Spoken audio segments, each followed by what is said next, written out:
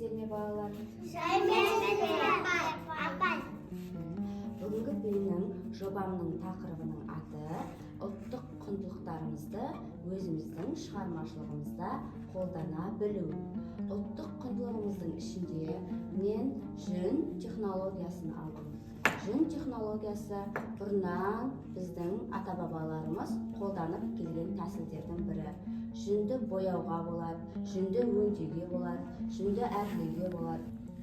Сендердің қалауларың бойынша өздерінің алдында тұрған ұлттық оюларды өздерінің қалаған түстеріне мына қолымыздағы иненің көмегімен осы оюдың келбетін, бейнесін жасайтын боламыз.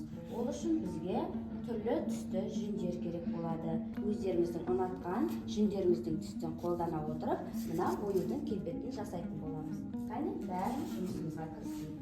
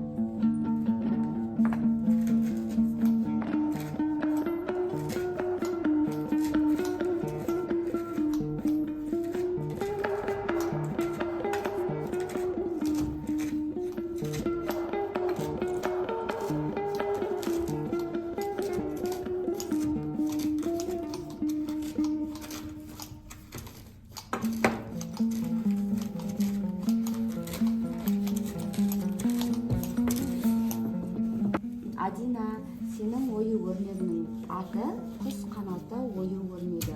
Ол ежелден келе жатқан оюдың бейнесі. Құс қанаты деген ою құстың қанаты бейнеленді.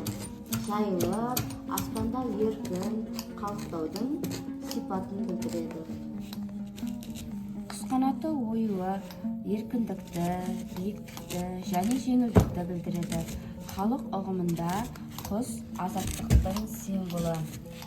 Негізінен киіз үй бұйымдарында, киім-кешектердің жиектерінде және тұрмыстық заттарда кездеседі.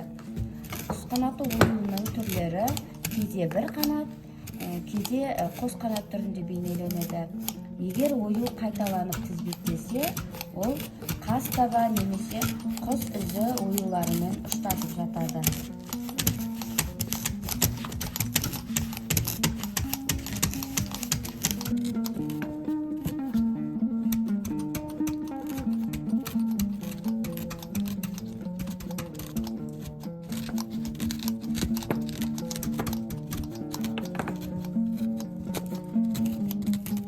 Қолда отырса, екінші қолда отырса, шетінен ұстайы, аға сол шетінен ұстайы.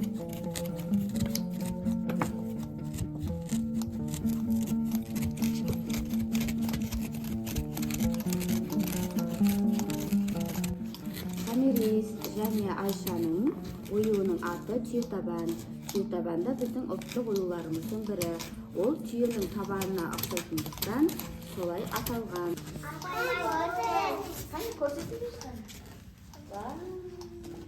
Біз не жасадық? Ою жасадық, дұрыс айтасың. Оюды неден жасадық? Жүннен жасадық. Ал қыздар, жүнді қайдан аламыз? Жарайсыңдар. Жануарлардың біздерге пайдасы бар ма екен? Иә. Келесіде осы жүндерді қолданып, тағы да жұмыстанатын боламыз ба? Иә. Рахмет сендерге қыздар. Осындай әдемі оюлар жасап шебер атандыңдар.